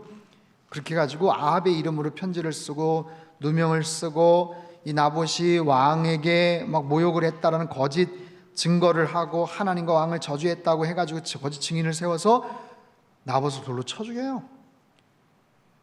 그리고 나서 아주 쉽게 어린아이 손목 비틀듯이 그냥 빼앗아 버립니다. 그래서 빼앗아 버려요. 포도원을 빼앗아 버려요. 15절 이세벨이 나봇이 돌에 맞아 죽었다함을 듣고 이세벨이 아합에게 이르되 일어나 그 이스라엘 사람 나봇이 돈으로 바꿔주기를 싫어하던 나봇의 포도원을 차지하소서. 나봇이 살아있지 아니하고 죽었나이다. 아합은 나봇이 죽었다함을 듣고 곧 일어나 이스라엘 사람 나봇의 포도원을 차지하러 그리로 내려갔더라. 여러분 보세요. 제가 이런 말씀을 몇 번 드렸죠. 나봇이라는 사람은 그렇게 유명한 사람도 아니에요. 뭐 대단한 일을 하다가 죽은 것도 사실은 아닐 수 있어요. 그럼에도 불구하고 하나님은 나봇의 그 죽음에 대해서 속상해 하시는 거예요. 안타까워 하시는 거예요. 그리고 그 나봇의 피를 흘리게 한 죄를 반드시 추궁을 하시더라고요. 여호와의 말씀이 디셉 사람 엘리야에게 임하여 이르시되 너는 일어나 18절이에요. 사마리아에 있는 이스라엘의 아합 왕을 만나라. 그가 나봇의 포도원을 차지하러 그리로 내려갔나니 너는 그에게 말하여 이르기를 여호와의 말씀이 네가 죽이고 또 빼앗았느냐 하셨다 하고 그에게 이르기를 여호와의 말씀이 개들이 나봇의 피를 핥은 곳에서 개들이 너의 피고 내 몸의 피도 핥으리라. 무서운 저주의 말씀을 하세요. 21절 여호와의 말씀이 23절 여호와께서 말씀하여 이르시되 여호와의 말씀, 여호와의 말씀, 여호와의 말씀이 하나님의 사람 엘리야를 통해서 아합에게 전달이 됩니다. 그랬더니 그 이야기를 듣고 아합이 너무너무 놀래요. 27절, 28절, 29절 같이 읽겠습니다. 시작. 아합이 이 모든 말씀을 들을 때에 그의 옷을 찢고 굵은 배로 몸을 동이고 금식하고 굵은 배에 누우며 또 풀이 죽어 다니더라. 여호와의 말씀이 디셉 사람 엘리야에게 임하여 이르시되 아합이 내 앞에서 겸비함을 네가 보느냐? 그가 내 앞에서 겸비함으로 내가 재앙을 저의 시대에는 내리지 아니하고 그 아들의 시대에야 그의 집에 재앙을 내리리라 하셨더라. 여러분, 두 가지. 아합은 어떤 성격이다? 풀이 죽어 다니니라. 아합의 성격이 딱 나오는 것 같아요. 근데 어쨌든 엘리야를 통해서 하나님의 말씀이 전달이 되니까 거기에 반응을 하더라고요. 전형적인 악한 사람 아니겠어요? 그럼에도 불구하고 하나님 말씀에 반응을 하는 것을 하나님은 기뻐하세요. 니느웨 사람들이 회개했을 때 왕으로부터 죄를 뒤집어 쓰고 베옷을 입고 회개를 했을 때 하나님이 측은히 여겨서 하나님 굉장히 마음이 약하세요. 아합에게 진짜 막 악담을 퍼부으시고 어떻게 죽을 건지 얘기하라고 했는데 아합이 이 말씀을 듣고 반응을 하는 거예요. 옷을 찢고 굵은 배로 몸을 동이고 금식하고 굵은 배에 누우며 풀이 죽어 다니니라. 그때 하나님께서 저의 겸비함을 네가 보냐? 야, 내가 하나님 벌을 낼 건데 그의 집에 그 시대에는 내리지 않을 거야. 이렇게 하죠. 하나님은 용서하기를 기뻐하시는 하나님. 우리의 잘못을 뉘우치면 언제든지 용서하시는 그런 하나님. 심지어는 아합일지라. 뒤집어 생각하면 그런 강팍한 심령의 아합도 하나님의 말씀이 자신을 찌를 때에 반응을 하는 거예요. 여러분, 말씀이 그래서 능력이고 말씀이 생명인 줄로 믿습니다. 우리의 삶 속에 절망과 실패와 좌절과 소망이 없어 보여도 하나님 말씀에 따라서 반응을 하고 우리가 움직이면 거기에서 반드시 살 길이 있다라는 거예요. 살 길이 있다. 세상에 아합조차도 하나님께서 이렇게 하시잖아요. 하지만 22장에 가서 아합이 남유다의 여호사밧 왕과 사돈지간이 돼요. 여호사밧 왕은 대표적인 선한 왕 아닙니까? 역대하 20장에 정말 하나님 앞에 전쟁터에 나갈 때도 군대 앞에 성가대를 이렇게 두어서 하나님을 찬양했던 정말 대표적인 선한 왕인데 그 여호사밧 왕이 아무튼 뭐 때문에 그랬는지 아합 왕과 사돈지간이 돼요. 그래서 아람, 길르앗, 라못 그쪽을 치러 갈 때 같이 연합해서 이제 싸움에 나가는 거예요. 여호사밧 왕도 굉장히 사람이 좀 유순합니다. 그래서 사돈댁이 초청을 하니까 또 가요. 그냥 놀러 간 줄 알았더니 우리 전쟁하러 가야 되는데 사돈댁도 같이 참전하시죠.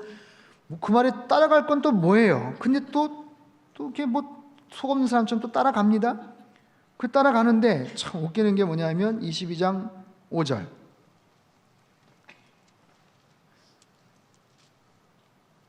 4절서부터 보죠. 여호사밧에게 이르되 당신은 나와 함께 길르앗 라못으로 가서 싸우시겠느냐? 여호사밧이 이스라엘 왕에게 이르되 나는 당신과 같고 내 백성은 당신의 백성과 같고 내 말도 당신의 말들과 같으니이다. 여호사밧이 또 이스라엘의 왕에게 이르되 청하건대 먼저 여호와의 말씀이 어떠하신지 물어보소서 라고 얘기를 해요. 근데 하나님 말씀에 대한 그런 부분들을 제대로 인식하지 못하고 그냥 결국에는 전쟁터로 나갑니다. 싸움으로 나갑니다. 어떻게 되는가? 29절 30절 보세요. 30절 넘어가서 30절 이스라엘의 왕이 여호사밧에게 이르되 아합이에요. 아합이 여호사밧에게 이르되 나는 변장하고 전쟁터로 들어가게 하려니 당신은 왕복을 입으소서 하고 이스라엘의 왕이 변장하고 전쟁터로 들어가니라. 여러분 이게 사돈댁에게 할 짓입니까? 이게 전쟁터로 가면서 나는 위험할 수 있으니까 사람들이 표적이 되면 안 되니까 저는 변장하고 갈 테니까 사돈댁은 휘황찬란한 금관까지 쓰시고 그렇게 해서 같이 가십시다 제안을 하는 아합이나 그럴까요 하면서 또 그대로 따라가는 여호사밧이나 당최 이해가 안 되는 참 사돈인데, 아무튼 사돈을 잘 만나야 되는데 그렇게 됐어요. 근데 이 전쟁에 나온 그런 아람 왕이 딴 사람들 다 내버려 두고 지금 북이스라엘의 왕만 처치해라, 왕만 무너뜨리면 이 싸움에서 손쉽게 이길 수 있다 얘기를 하는데, 이 왕이 뭐 변장을 해가지고 알 수가 있어야죠. 저기에 휘황찬란 삐까뻔쩍하게 왕관을 쓴 저긴가 보다 했는데 또 그 북새통에 또 그걸 알아봐. 아니다 저거 아합이 아니고 저기 남유다. 왜 저 사람 저 뒤집어 쓰고 저기서 전쟁터에 나왔나 몰라? 여기 아니야 하면서 딴 데를 막 찾고 그러는데 정말 희한한 얘기가 34절에 나와요. 한 사람이 무심코 활을 당겨, 같이 한번 읽어볼까요? 시작. 한 사람이 무심코 활을 당겨 이스라엘 왕의 갑옷 솔기를 마친지라. 왕이 그 병거 모는 자에게 이르되 내가 부상하였으니 네 손을 돌려 내가 전쟁터에서 나가게 하라 하였으나, 이날의 전쟁이 맹렬하였으므로 왕이 병거 가운데서 붙들려 서서 아람 사람을 막다가 저녁에 이르러 죽었는데 상처의 피가 흘러 병거 바닥에 쏟더라. 여러분 얼마나 참 아이러니컬합니까? 무심코 활을 당겨. 누가 쐈어요? 몰라요. 누가 쐈는지 아무도 몰라요. 쏜 사람도 몰라요. 하나님만 아세요. 무심코 활을 당겨서 촥 쐈는데 그 화살이 어디에 꽂혀요? 갑옷 솔기를 마친지라. 갑옷과 갑옷 사이에, 관절과 관절 사이에 그 틈새, 아마 가슴 쪽이나 어디 그쪽이었겠죠. 그 틈새, 그 작은 틈새에 그 화살이 팍 꽂히는 거예요. 골리앗이 아무리 무장을 해도 이마가 펴있어요. 이마가. 생사복은 하나님이 주관하시는 줄 믿습니다. 아무리 변장을 하고 온갖 방어를 해도 하나님이 이제 그만 하시면 끝나는 거예요. 여호사밧은 대놓고 왕관 번쩍거리는 거 쓰고 다녀도 관심을 안 가져주잖아요. 관심을. 나도 여기 있는데 하는데 야 여기 말고 딴 데 막 쳤잖아요. 어디 있는지도 몰랐어요. 아합이 어디 있는지도 몰랐어요. 근데 세상에 무심코 쏜 화살이 거기 가서 딱 꽂히는 걸 보면 재수가 없어서 죽은 거예요? 아니죠. 운이 없어서 죽은 거예요? 아니에요. 하나님의 섭리입니다. 하나님의 섭리. 여러분 우리가 살아가는 삶 속에서 이처럼 수없이 많은 화살들이 날아다녀요. 아세요? 수없이 많은 화살들이 날아다닙니다. 그러나 여호와를 의뢰하는 자는 하나님께서 우리의 견고한 방패가 되어주시기 때문에 하나님께서 우리의 삶을 견고하게 지켜주시는 줄로 믿습니다. 그래서 참 허망하게 아합은 거기서 죽습니다. 맞아도 사실 금방 빠져나갔으면 살 수도 있었는데 너무 그날 전투가 맹렬해서 갈 수가 없었어요. 그 고통을 안고 아마 거기에서 몇 시간 신음하다가 그냥 목숨을 잃었을 거예요. 그렇게 해서 끝이 납니다.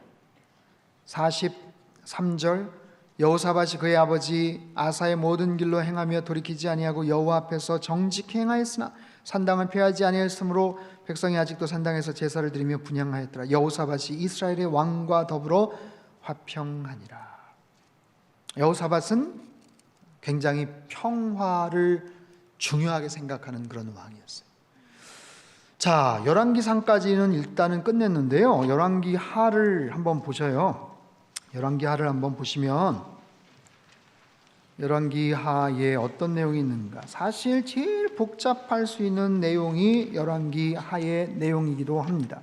근데 열왕기하의 내용도 재밌는 게 뭐냐면 엘리사가 등장을 하죠. 엘리야는 이제 죽고 엘리야가 이제 2장에 승천을 하고 엘리사가 갑절의 영감을 받은 엘리사가 2장에 나오는데 엘리사가 언제 죽는지 아세요? 한번 쭉 보세요. 엘리사가 어디서 죽죠? 쭉 한번 보십시다. 엘리사 죽는 얘기가 어디 나오죠? 13장 열왕기하 13장 엘리사의 뼈, 엘리사가 죽는 이야기가 나옵니다. 그러니까 1장서부터 13장까지 엘리사 이야기가 주로 나오지만 앞부분에는 엘리사의 기적, 엘리사가 베풀었던 특별한 기적들, 나만 장군이 와서 문둥병 걸린 병을 낫는 이야기, 게하시가 쫓아가서 탐욕을 부리다가 문둥병자가 되는 그런 이야기, 아람 왕이 엘리사를 공격을 하려고 막 와가지고 있는데 그의 사환이 큰일 났습니다. 선생님, 지금 난리가 났습니다. 우리 요 동네를 지금 저 군사들이 지금 에워싸고 있습니다. 우리 이거 죽을지도 모릅니다. 막 했었을 때 엘리사가 태연하게 하나님 앞에 기도를 합니다. 하나님, 이 사환의 눈을 열어 주셔서 우리를 둘러싸고 있는 하늘의 불말과 불병거를 보여 주시옵소서. 그때 그 사환의 눈이 떠지면서 어마어마한 하늘에 감싸고 있는 불말과 불병거들을 보는 그런 이야기가 나와요. 6장, 그걸 한번 볼까요? 열왕기하 6장 14절에 17절. 열왕기하 6장 14절에서 17절 말씀, 14절에 17절 말씀 같이 읽겠습니다. 시작. 왕이 이에 말과 병거와 많은 군사를 보내매 그들이 밤에 가서 그 성읍을 에워쌌더라. 하나님의 사람의 사환이 일찍이 일어나서 나가보니 군사의 말과 병거가 성읍을 에워쌌는지라. 그의 사환이 엘리사에게 말하되 아, 내 주여, 우리가 어찌하리까 하니 대답하되 두려워하지 말라. 우리와 함께한 자가 그들과 함께한 자보다 많으니라 하고 기도하여 이르되 여호와여, 원하건대 그의 눈을 열어서 보게 하옵소서 하니 여호와께서 그 청년의 눈을 여심해 그가 보니 불말과 불병거가 산에 가득하여 엘리사를 둘렀더라. 자, 이런 이야기가 나오는데 열왕기 하에서 사실 가장 어렵지만 또 봐야 될 내용이 9장과 10장의 얘기예요. 9장과 10장. 여러분 교재 한 몇 페이지만 넘겨보시면 32쪽을 한번 보세요. 32쪽.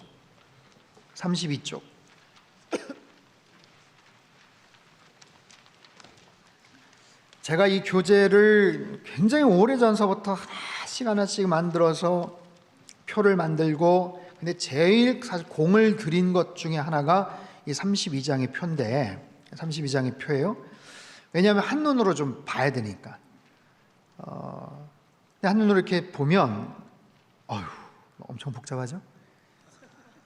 막 정신이 하나도 없죠? 그런데도 아까 말씀드렸잖아요. 여기 가장 중요한 그런 메인 스토리가 있고 중요한 인물이 있다.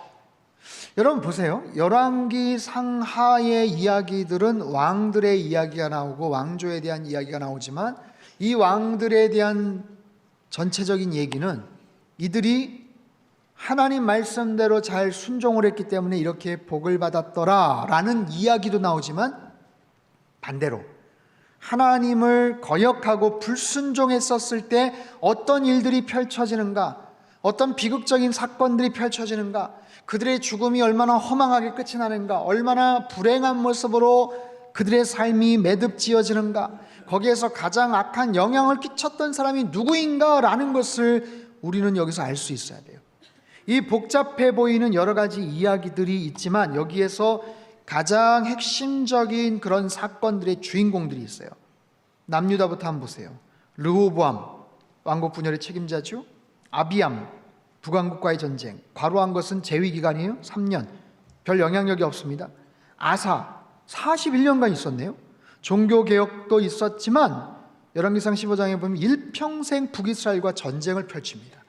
그래서 여호사밧 때 아마 그런 화친을 하려고 했던 이유도 자기 아버지 때 지긋지긋하게 북이스라엘과 전쟁을 펼치니까, 사실 우리가 남이가 같은 민족인데 뭘 그렇게 정말 죽기 살기 그렇게 싸우나, 아마 그런 것에 대한 영향이 있지 않았을까 싶어요. 그래서 아버지 아사 때 41년간 재위를 하는데도 불구하고 일평생 북이스라엘과 전쟁을 펼칩니다.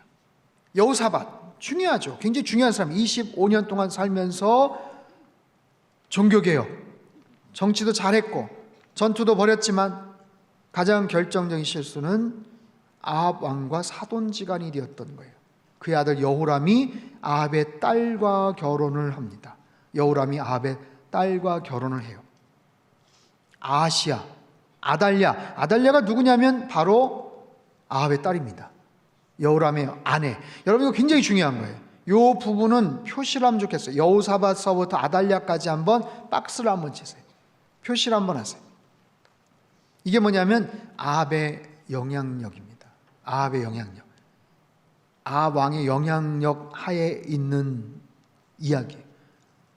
밑에 쭉 있지만 밑에 나중에 보고 북이스라엘로 다시 한번 넘어오세요. 북이스라엘 보시면 첫 번째 왕이 누구예요? 여로보암. 그렇죠? 우리가 아까 읽었죠? 솔로몬의 신하였고 금송아지 산당을 세우면서 우상 숭배를 했던 악한 왕이죠. 나답. 여로보암의 아들이지만 몇 년간 재위해요? 2년. 왜 2년 동안 재위를 해요? 바하사라는 사람에게 살해를 당합니다. 악한 왕. 바하사는 24년간 통치를 하고 자기 아들 엘라에게 물려줬지만 엘라도 2년 만에 살해를 당해요. 누구에게? 시므리.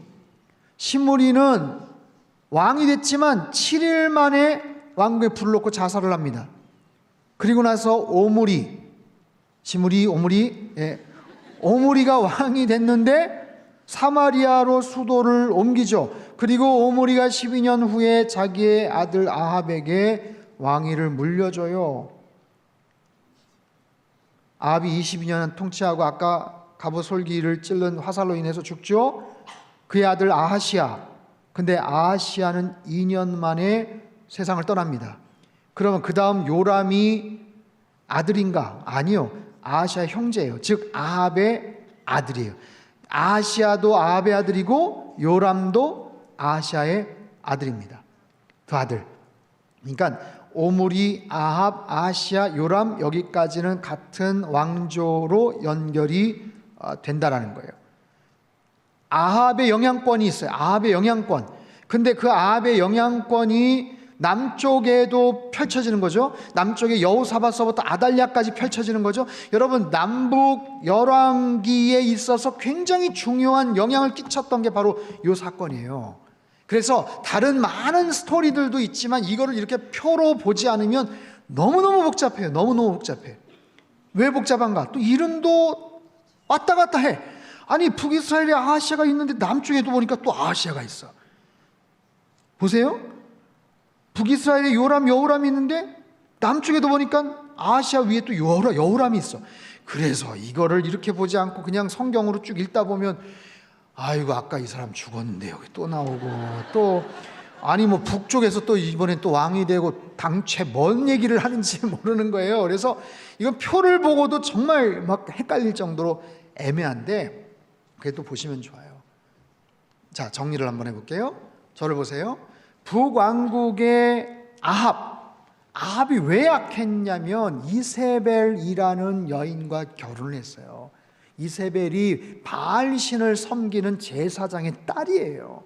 거기랑 결혼을 하면서 아합의 심성 자체는 아까 보셨잖아요. 그래도 연약한 모습이 있고 또 나름대로의 어떤 그런 회개할 수 있는, 반응할 수 있는 어떤 여력이 있는데 그 와이프 이세벨이 그렇게 악독한 그런 여인. 그래서 아합, 그의 아들, 또 아들, 그리고 시집 보냈던, 남쪽으로 시집을 보냈던 아달랴는 한술 더 뜹니다. 어머니를 능가하는 정말 악녀 중에 악녀입니다.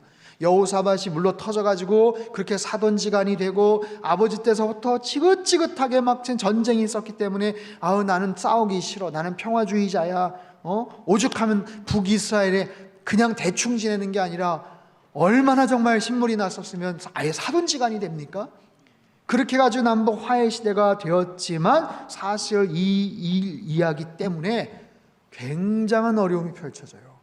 그냥 어려움이 아니고요, 다윗, 솔로몬, 르호보암, 아비야, 마사, 여호사밧까지 연결이 되는 다윗 왕조의 그 씨가 아달랴 때 그냥 끊겨버릴 뻔했어요. 그냥 끝나버릴 뻔했어요. 아달랴가 나중에 자기 남편도 죽고 아버지도 죽고, 아버지는 옛날에 돌아가시고 이세벨 엄마도 죽고 뭐 자기 남동생도 죽고, 그러니까 완전히 광기에 사로잡혀가지고 자기 손자들인데도 불구하고 손자들까지 다 멸절을 시키고 아예 자기가 그냥 왕이 돼서 자기 친정 때부터 왔던 아합 왕조를 거기에서 다시 재건을 하려는 그런 악한 괴계를 꾸밉니다. 그래서 다윗의 그 씨가 거기서 다 완전히 끝나버릴 뻔했어요. 그러나 요아스라는 7살짜리 왕을 세움으로 인해서 아슬아슬하게 끊길 뻔했던 그 기가 막힌 그 스토리들이 거기에서 다시 되살아나요. 어떻게 되살아나는가, 그리고 어떤 모습으로 그들이 심판을 받는가 기대하시라 개동박도. 이거는 다음 주에 이 부분에 대해서 이제 구체적으로 말씀을 드리겠습니다. 이거 얘기하다 보면 이제 10시에 끝나니까 또 오늘은 여기까지 하고 여러분 정리를 할게요. 정리를 하다 보면 뭐냐면 하나님 말씀대로 순종한 사람들은 결국에는 하나님께서 복을 주시고, 불순종하고 악을 행했던 사람들은 하나님께서 벌을 하시는 그런 내용들, 예후로 인해서 심판을 받고 북이스라엘의 마지막 부분, 남유다의 또 바벨론의 어떤 그런 부분들 다음 주 월요일 날 또 살펴볼 테니까 여러분도 기대하시고 다음 주에 같이 또 뵙도록 하겠습니다. 잠깐 기도하고 마치도록 하겠습니다. 사랑하는 주님, 감사합니다. 사무엘하와 열왕기상하의 여러 중요한 이야기들, 많은 스토리들을 보면서 하나님 우리에게 중요한 영적인 좋은 교훈들을 주셔서 감사합니다. 다윗의 이야기를 살펴봤습니다. 그의 죄악과 범죄함으로 인해서 그 가정 안에 펼쳐졌던 안타까운 이야기들을 저희가 봤습니다. 아버지로서의 역할들을 제대로 감당하지를 못하고 11년이라는 시간 동안 너무나도 무기력한 채 그 가정들, 그 자녀들 사이에 벌어지는 비극들을 어찌할 바 몰라 하고 막아서지 못했던, 온전한 화해도 용서도 하지 못했고 따끔한 꾸지람도 하지 못했던 무력한 아버지의 그 모습을 주님 저희들이 봅니다. 이 땅에 우리 아버지들을 불쌍히 여겨 주시고 우리 모든 남편들, 아버지들을 주님 영적 제사장으로 주님께서 삼아 주시옵소서. 솔로몬의 모습을 봅니다. 신실했고 겸손했고 예배자로 시작을 하였지만 그의 말년은 또한 타락을 하였고 왕국 분열의 책임을 져야 되는 상황이었습니다. 주님, 우리의 마음이 높아지지 않게 도와주시고 언제나 신실한 예배자로 살아갈 수 있게 하여 주시옵소서. 하나님, 악인이었던 아합조차도 그가 말씀 가운데 반응하며 회개했을 때 하나님께서 용서하신 것들을 봅니다. 그럼에도 불구하고 우연히 쏜 화살 한 촉이 갑옷 솔기 사이를 찔러서 그의 삶이 거기에서 끝이 나는 것을 보며 하나님, 우리의 마지막이 어떻게 매듭을 져야 될지 주님 앞에 다시 한번 간구하게 됩니다. 인간의 생사복을 쥐고 계시는 아버지 하나님, 주님께서 우리의 삶을 책임져 주시고 하나님, 강한 산성 견고한 방패가 되어 주시옵소서. 주님, 여러 스토리들을 보면서 우리가 영적인 교훈을 얻습니다. 철저하게 하나님 앞에 순종하며 여호와를 경외하며 살아갈 수 있도록 주께서 도와주시옵소서. 왕들의 이야기를 보면서 이 복잡한 스토리를 통해서 우리에게 깨우쳐 주시고 교훈 삼기를 원하시는 하나님의 영적인 메시지를 우리 마음속에 새기며 올 한 해를 열심히 출발하고 살아갈 수 있게 하여 주옵소서. 5일 동안 열심히 말씀 가운데 반응하고 나왔습니다. 다음 주 일주일 동안도 주님 저희들의 시간과 건강을 지켜보아 주셔서 끝까지 완주하며 이 귀한 말씀들을 잘 마음속에 새기는 소중한 계기가 되게 도와주옵소서. 이제는 우리 주 예수 그리스도의 크신 은혜와 하나님 아버지의 극진하신 사랑하심과 성령님의 교통하심의 역사가 주신 말씀 마음속에 새기며 언제나 순종하는 참된 예배자로 살기를 소망하는 이 자리에 모인 모든 사랑하는 주의 백성들, 그들의 가정과 일터와 건강과 자녀들의 앞길 위에와 우리 상당교회와 이 나라 민족 흩어진 모든 열방 위에 이제로부터 영원토록 함께 하시기를 간절히 축원하옵나이다. 아멘.